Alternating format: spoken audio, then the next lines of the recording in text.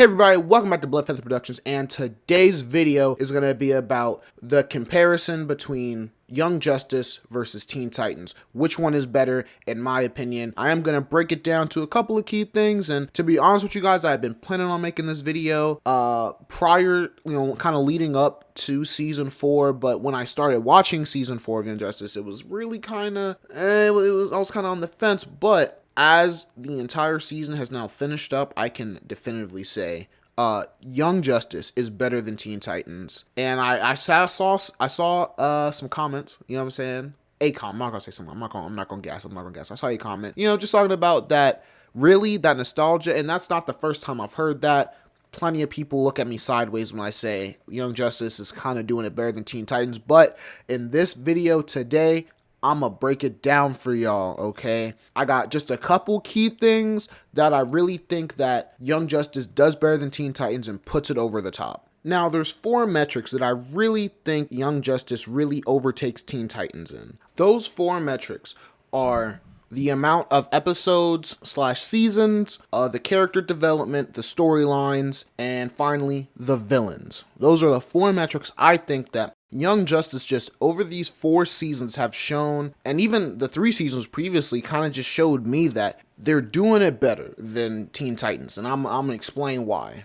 First up is the episode and season breakdown. So, Young Justice just finished up its 4th season, and seasons 1, 3, and 4 all had 26 episodes, while season 2 only had 20. Now, we switching over to Teen Titans, that has 5 seasons, 13 episodes apiece, plus 1 movie. Now, I think that's just a simple breakdown because to me, when I look at how much was done with Teen Titans in 5 seasons, plus that addition of a movie versus what's been done in 4 seasons, and you could say, there are more episodes, overall, even with the lowest episode season being season 2 with 20 episodes, that's still 7 more than 13.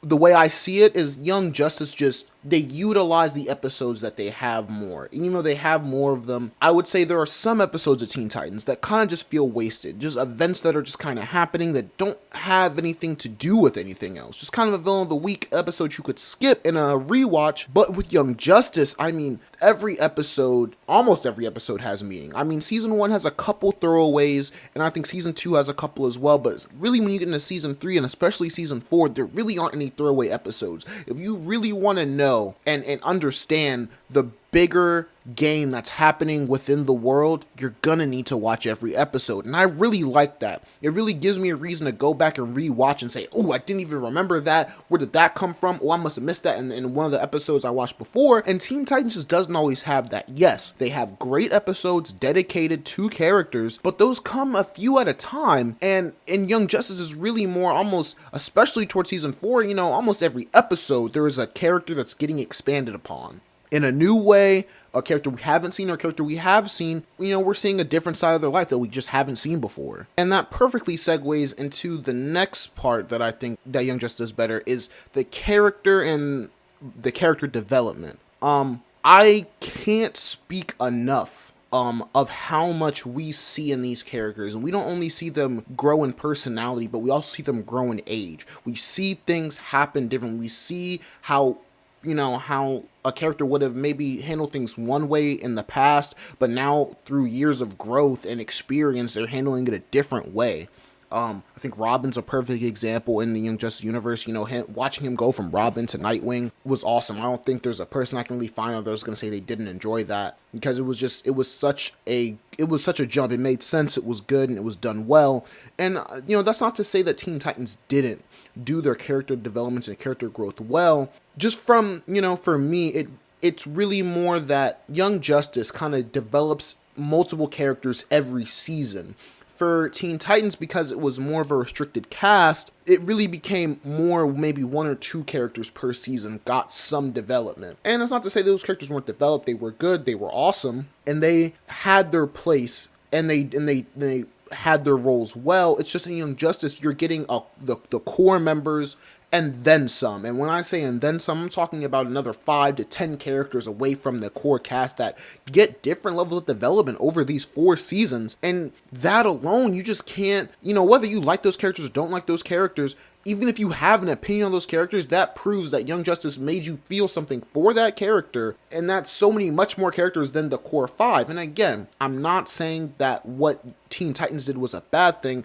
I personally think Teen Titans really set the groundwork, along with shows like Justice League Unlimited and the original, and of course Batman the Animated Series. It all set the way, paved the way for something like Young Justice, which to me is the spiritual successor of those shows. And due to being that spiritual successor, it has that Justice League Unlimited feel where it's just so many heroes, so many different backgrounds, and when a thread is hitting, it's all hands on deck. And Teen Titans did something similar, but it just didn't have the same feel, because you didn't get the same, exploration into those side characters. You know what I'm saying? Yeah, sure, you saw Aqualad a couple times in Teen Titans, but what did he really do? He had maybe a handful of episodes, you don't really know anything about him, and then that's kind of it. He's more of a cameo than a character. But in Young Justice, Calder is a very fleshed out character. He's a main character. Even you get, things about Aquaman, and even season 4, there's even more. You learn way more about Atlantis in season 4. Just a little bit of a spoiler there, You learn so much more about Atlantis, and it's great.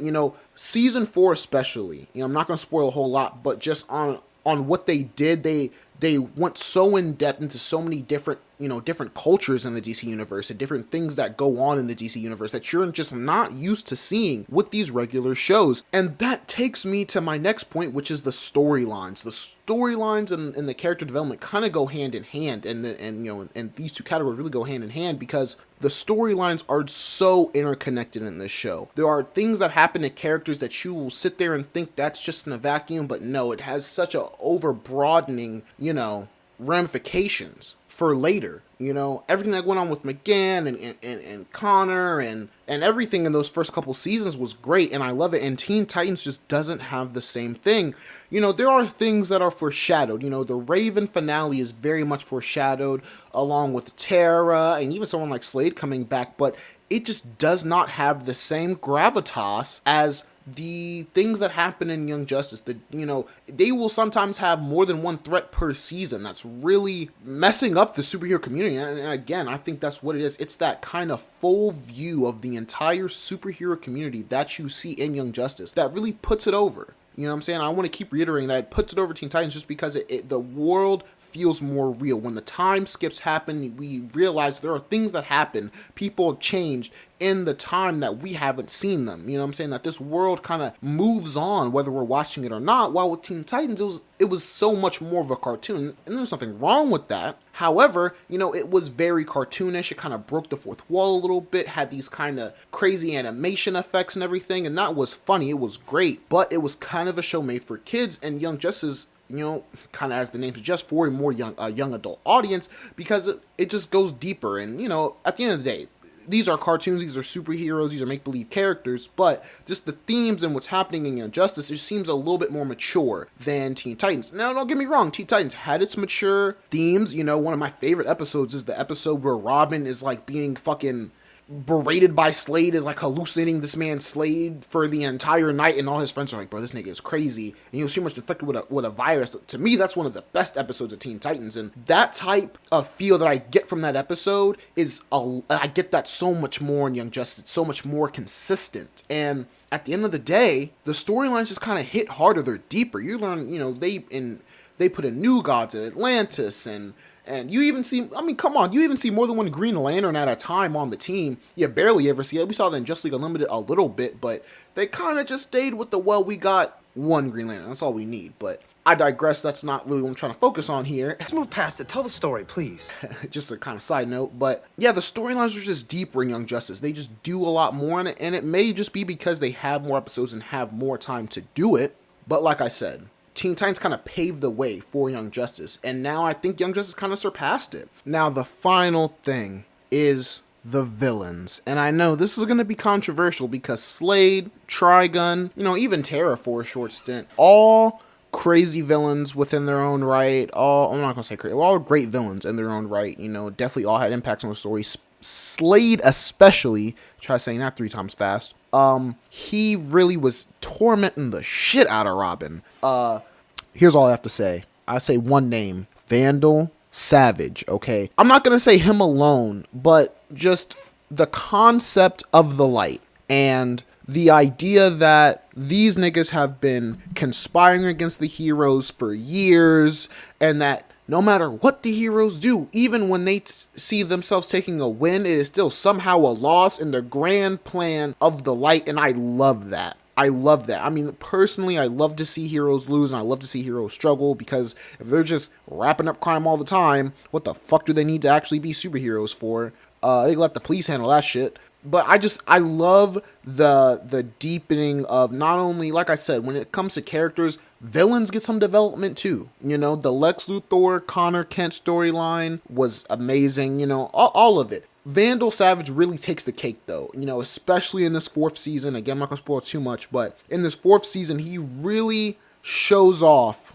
you know, a little bit. And not even with him actually doing anything, just learning more about him, learning more about his place in the world, how important he is to the story, really. I really love that. You know, Teen Titans, the villains, you know, they were there to kind of be defeated, and that's just not how it is in Young Justice. Villains are meant to be defeated for a time, but you kind of always know they're going to come back. You always know there's a bigger scheme, a bigger plot behind the scenes, and I love that. And I just don't think Teen Titans can really come close to that. I mean, they had Slade in the beginning, he kind of had some vibes like that, but that, after they beat him the first time, that's kind of all it went. You know, it kind of just fell off after that, and he kind of became his own villain. Then he was with Trigun, and that's cool. That's all really cool, really great. But even when they thought they took down the light still lives. We know that. You know, the heroes think that they took a big win, but even the light's like, nah, we don't care. You know, it was a loss, but we still have much more to gain. And that, you just, I don't know, you can't do, I don't know, you know what I'm saying? Like, that shit is just so great. You know what I'm saying? I love Young Justice. And just comment below what you guys think, because, you know, these 4 things that I set out, you know, like, that's really, when I sat down and I thought about it, what really puts Young Justice over Teen Titans, it's really those 4 things.